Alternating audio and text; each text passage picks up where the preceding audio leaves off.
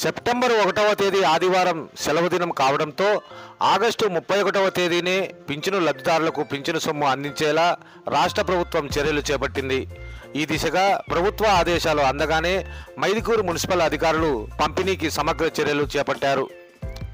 Mydukur municipal పరిధిలో మొత్తం 5,136 పింఛన్లు ఉన్నాయి.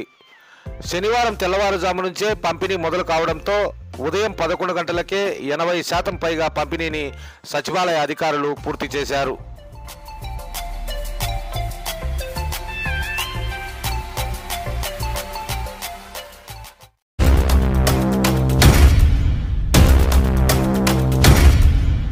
VL Mobiles Sales and Service Mobile Software Update Flashing Solutions 4 Road Circle Badwell Road Mydukur.